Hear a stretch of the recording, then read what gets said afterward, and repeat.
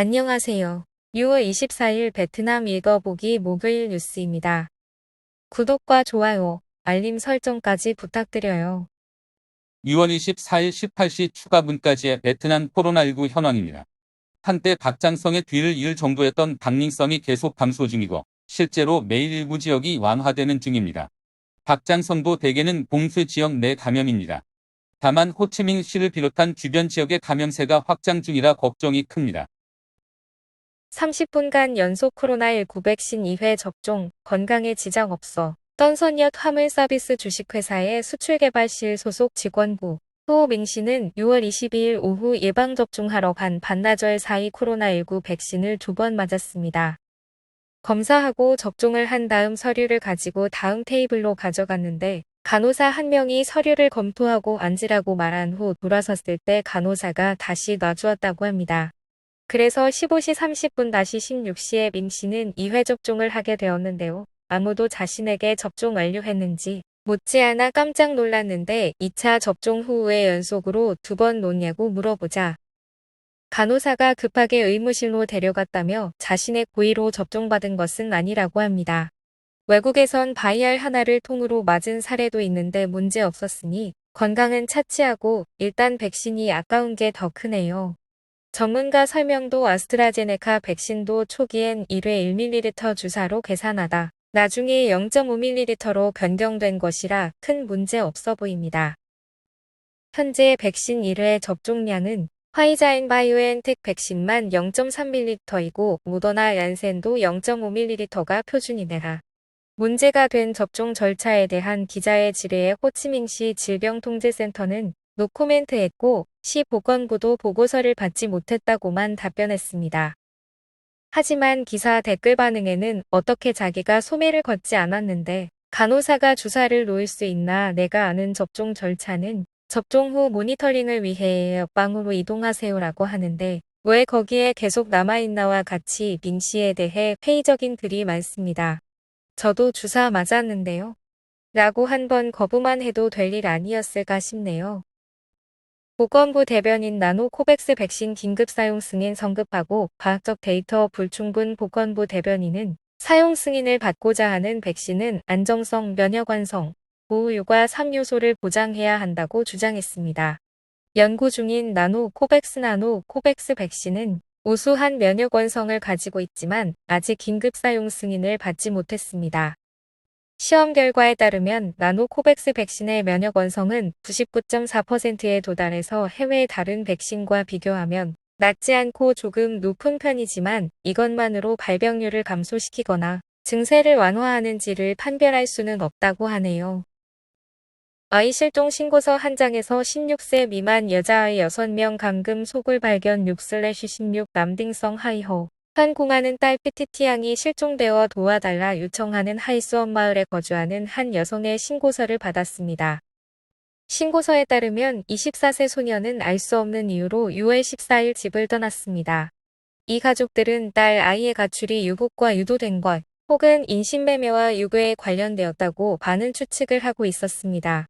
수색 과정에서 수사기관은 남딩 출신의 16세 미만 소녀 6명이 쯔엉 아잉돈과 징반띠엔에 의해 집에 틀어박혀 관리되고 있는 것을 발견했습니다. 또한 2명의 다른 여성도 이곳에 있었습니다. 6월 23일 오후 남딩성 공안 형사경찰실은 16세 미만 인신매매 혐의로 떤과 띠엔 두 사람에게 체포 및 일시 구금령을 내리고 사건과 피고를 기소하기로 결정했습니다. 아나필락시 쇼크, 백신 접종 4시간 이내 발생.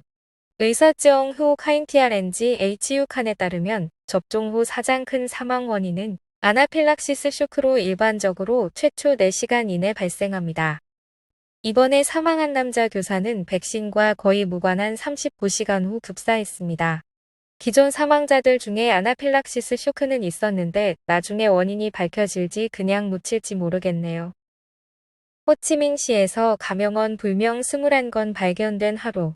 호치민시는 6월 23일 152건의 코로나19 사례를 기록했으며 그중 21건은 병원의 검진자 선별검사로 발견되어 역학조사 중입니다. 지난 반개월 동안 시는 감염원 불명의 선별검사를 통해 신규 감염 사례들을 발견했습니다.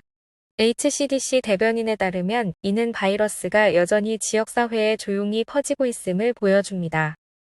지금까지 호치민시는 거의 100만 명의 검체 채취를 했으며 그중 15,393명이 F1 나머지는 F2와 코로나19 지역 감염 관련 확대한 모니터링 대상입니다. 댓글 반응은 월 초부터 빨리 총리 지침 16호를 실시했었으면 더 나았을 것이라는 아쉬움이 많습니다. 그런데 호치민시가 베트남 경제 전반의 영향이 가장 큰 데다 경제적인 부분을 무시할 수 없죠. 아스트라제네카 백신의 최초 접종을 막받은 친구는 4주 후 2차 접종을 받기 위해 다시 오기로 일정을 잡았습니다. 그는 제게 4주 기간의 근거를 문의했습니다. 아스트라제네카 백신 제조업체의 지침에 따르면 두 번의 접종 간격은 4에서 12주이지만 백신에게 최고 효과적인 기간이어서 8주 이상이 바람직하다고 명시되어 있습니다. 현재까지 발표된 영국, 한국, 프랑스 등 타국가의 접종 경험은 아스트라제네카 백신 2회 접종을 12주 이상 간격을 두어야 함을 보여줍니다. 두 접종 사이 12주 간격은 2021년 2월 주류 의학저널인 란셋에 발표된 81명의 연구진 연구 결과와도 일치합니다. 과학자들은 3개월이면 우리 몸이 신규 의약품을 받기 전 백신에 적응하기에 충분한 시간이라고 설명합니다. 이 연구는 또한 간격이 6주 미만인 경우 아스트라제네카 백신의 효과가 55%에 불과했지만 12주 이상에서는 효과가 80%임을 발견했습니다. 그러나 백신의 주 목적은 반드시 감염을 막는 것이 아닌 감염률을 낮추고 중증과 사망률을 낮추는 것이라 돌파 감염도 경미한 질병 후 일주일 내 치료되니 걱정할 필요 없다고 합니다. 돌파 감염의 원인 추정은 접종 간격 부족, 개개인의 면역 차이, 건강 상태 차이, 바이러스의 변종 등이 있으며 아직 정설은 없다고 덧붙였습니다. 댓글로 5K 준수가 더 중요하다고 강조하는 사람들이 많네요. 이 사설의 저자 우무엔 반 똔괴가옌 VN2에는 호주 가르반, 가바니학 연구소의 유전학, 역학 및 골다공증 관련 연구, 프로그램 책임자이자 뉴사우스 웨일즈 대학 의학 교수이며 호주 의학 아카데미 펠로우로 선출된 최초의 베트남계이기도 합니다. 금융투자자협회 베트남 동예금 제로금리 대성공할 것 금융투자자협회는 베트남 동예금 금리를 0%로 낮추는 제안을 옹호하기 위해 10년 전 이야기를 인용했습니다.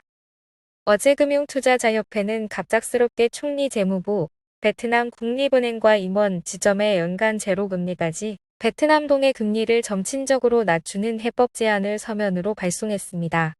2010년 11월 4일 배피는 외화 예금 금리를 연간 1% 이하로 제한하고 제로금리까지 설정하는 방식으로 환율 안정, 외화 부족 해소 등을 해결하자고 제안했습니다.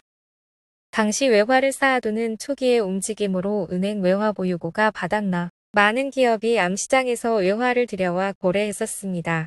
당시에도 많은 반대가 있었지만 연간 3%대로 통제하여 점차적으로 제로금리에 도달했다며 베트남 동에 대해서도 같은 정책을 쓰자고 주장하는 겁니다. 반대자들은 높은 인플레이션 속에 이자율을 낮추면 예금이 부동산과 주식으로 쏠려서 금융시장을 불안정하게 만들 것이라고 합니다. 이에 반부동산 투기세를 집행하면 민간은행 예금 금액이 매우 컸죠. 국영은행이 개입 필요 없는 시기가 되었고 예금 금리는 급감했습니다. 제가 금융 지식이 약해서 다른 분들에게 물어보니 외화랑 베트남 동은 다르다며 일단 경기 부양책은 되겠지만 지금 베트남 인플레이션이 무시 못할 수준이라 서민들에게는 악재가 될 것 같다는 평이 있네요. 밥값이 2배가 된다고 급여도 바로 2배가 되지는 않을 것이고. 공안, 여배우 황엔 전 남편에게 맞아 피 흘리고 칼로 위협당한 사건 착수한 후의 떠이호군. 설라동 공안은 6월 22일 오후 예야 집에 오려매 여배우가 남편에게 폭행당했다는 신고를 접수했습니다. 이전 6월 22일 오후 카페에 앉아있던 여배우는 그녀의 네 번째 남편인 수원 탕카추엔 THNG를 만나기로 했었고 그 후 얼굴을 맞았습니다. 탕은 자리를 떠났다가 이후 칼을 쥐고 돌아와 그녀를 쫓아가 죽일 작정이었습니다. 딸의 양육권 문제로 다툼이 있었는데 딸아이 앞에서 때렸다고 하네요. 한국, 베트남과의 외교관계 향상 제안 박병석 한국 국회의장은 지난 6월 23일 한국이 현재의 전략적 협력 동반자 관계에서 베트남과의 외교 관계를 포괄적 협력 동반자 관계로 향상하고자 한다고 말했습니다. 양측 국회의장은 온라인 회의로 무역 수지 불균형 개선을 위해 베트남 농산물 수입과 베트남 근로자 파견 환경 개선, 백신 여권 도입 연구에 대해 의견을 나누었습니다. 어국대 성시노팜 백신 50만 도즈 배분 도수원 뚜엔 보건부 차관이 6단계 백신 배포 계획을 정했습니다. 광닝, 라오까이, 마이처오, 랑선 등 중국 국경 지역 위주로 어국계 성의 중국 시노팜사 제조 베로셀 백신 50만 도즈가 할당됩니다. 6월 20일 도착분으로 베트남 거주 중국인, 중국 유학 파견 근무 희망자, 접경 지역 주민이 우선 접종 대상입니다. 국내 최대 폐기물 발전소 곧 가동. 하노이 속선 폐기물 발전소는 하루 4,000톤의 건조 폐기물을 처리할 수 있는 능력을 갖추고 있으며 많은 지원 끝에 올해 9월 가동을 시작할 것입니다. 하루 4,000톤이면 거의 5,500톤의 젖은 폐기물에 해당되며 세계에서 두 번째로 큰 폐기물 발전소입니다. 9월 5일에 25일간 전체 시스템 전원을 켜고 가동한 후 첫 번째 소각로가 가동에 들어갈 것으로 예상됩니다. 하노이시는 매일 평균 6,000톤의 폐기물이 나오며 대부분은 남선 폐기장에 묻혀 있습니다. 이 폐기물 발전소가 부시 쓰레기의 2/3 이상을 처리하면 오염이 줄 것으로 예상됩니다. 그 외 금일 우연히 하노이 한국문화원이 일본어 버전 구글 지도상 조선공화국문화원으로 나온다는 것을 알게 되어 문화원 측에 메일을 보냈습니다. 바로 회신이 와서 구글 측에 수정을 요구하겠다는 답변을 받았습니다. 누가 장난친 것일지도 모르겠네요. 6월 23일 18시 업데이트 박寧성 전체 코로나19 지도입니다. 박寧심한 4건의 감염이 있었습니다. 박장시, 사회적 거리두기 완화. 박장시는 이 규정을 적용한 지 한 달이 지난 후 6월 24일 6시부터 지침 15호에 따른 사회적 거리두기를 종료했습니다. 박장성은 박장시의 시내 영업활동 재개를 재량껏 결정하도록 위임했다고 합니다. 최근 전부 봉쇄 지역 내 감염은 계속되고 있지만 전반적으로 통제가 되고 있어서 비해된 현만 지침 16호에 따른 사회적 거리두기를 지속하고 있습니다. 빙바오 현의 코로나19 감염 사례 관련 정보 6월 24일 하이퐁 보건부는 빙바오 현 공이엔 마을 공이엔 촌 거주하는 NGVTC 14,119번 확진자로 1973년생 코로나19 양성 사례 1건을 발견했다고 밝혔습니다. 타이빙성에서 공표받은 하이퐁 호치민 노선 운전자와 차장 3건의 F1 사례입니다. 다낭시 신규 코로나19 감염 18건 추가 기록해 다낭시는 6/23 오후 18건의 신규 양성 사례를 기록했다고 밝혔습니다. 이 중 2명이 6/22 오후 양성 판정자이며 자딩 병원에서 허리 통증 검진 받은 깜내 군 확진자 1명이 포함됩니다. 이 사례는 6/21차 음성 판정받은 레조넬 DUN 407 지역과 관련되었습니다. 해당 지역 488개 검체 채취해 초기 결과는 음성이었습니다. 나머지 16건은 기격리 F1 4명, 12명도 레전 황허탐 리타이도 삼각격리 지역 거주자입니다. 15.10으로 띠화실 전체 15일간 지침 15후에 따른 사회적 거리두기 6월 24일은 오후 띠와 TYHAC 시장인 까오빙 피카 NHHUI는 6월 24일 15시부터 15일간 15에 따른 사회적 거리두기를 시행하기로 결정. 확진자 발생 지역은 16호에 따른 사회적 거리두기로 상향 조정하기로 했습니다. 이곳의 감염은 옛남식당 주인 NTYC 13,960번 확진자에서부터 시작됩니다. 초기 5건 양성에서 F1 68건을 발견했으며 200건일 수 있다고 합니다. 10학년 입학시험 수험생 중에도 F1이 있어 시험 관련자로 F2 350명이 추가될 여지가 있습니다. 동나이 성안폭 420 클리닉 방문자 찾아 동나이 성 보건부서는 장봄현의 한 클리닉을 봉쇄하고 빙턴성에서 일하러 온 코로나19 감염 의심 여의사가 생기자 F1, F2의 역학조사를 했습니다. 6월 13일 오후 장봄 현안폭 420 클리닉에서 업무를 마친 후 큐티비는 빙턴성 띠뽕 현행 버스를 탔습니다. 6월 16일 백신 접종 후 6월 23일 양성 판정을 받았다고 합니다. 보건부서는 6월 13일부터의 클리닉 방문자를 찾고 있습니다. 응우엔 타잉퐁, 호치민시 시장 재선 6월 24일 오전 과반수의 찬성으로 2015-2020년 임기의 호치민시 시장 응우엔 타잉퐁이 2021-2025년 임기의 시장으로 재선출되었습니다. 그는 1962년생으로 벤제성 출신의 경제학 박사입니다. 호치민시 선기시장 관련 코로나19 47건 6월 24일 정오 보건부는 호치민시에서 75건의 신규 코로나19 사례를 기록했으며 이 중 47건은 던푸 군선기 시장과 관련 있다고 발표했습니다. 6월 22일 정오부터 관할 부대가 시장 전체를 봉쇄하고 6월 1일부터 오고 간 상인들의 의료 신고를 당부하고 있습니다. 호치민시 일군 레타인돈 일본인 거리 15A 구역의 감염의심 사례로 6월 22일 6시부터 7월 6일까지 14일간 봉쇄한다는 공문입니다. 봉쇄 지역 리스트에는 아직 없는 듯합니다. 호치민시 병원 이송용으로 택시 400대 영업허가 호치민시 인민위원회는 긴급 상황이 발생했을 때 사람들을 병원과 보건소로 이송하기 위해 사회적 거리 기간 동안 택시 400대 운행을 승인했습니다. 택시와 사륜 공유 차량의 운행을 중지해버리니 사람들이 의료시설에 갈 방법이 없다는 걸 깨달은 시 교통부의 제안이라고 합니다. 전면 유리에 붙은 보건부에서 발행한 인증지로 식별 가능합니다. 호치민시의 공동체 냉장고 외 사랑받나 호치민시 빙타잉 군 운반티엠로 100번지 집 앞에 냉장고를 설치하고 코로나19로 어려움을 겪는 사람들에게 야채와 계란 등을 무료로 제공하고 있습니다. 필요한 사람은 가져가고 남는 것을 가져오기도 합니다. 아이디어 제공자 응우엔 똥커이 씨는 미국과 프랑스에서 아이디어를 얻었다며 음식물슬에 기도 줄이 고식 재교환이 가능한 해결책이라고 합니다.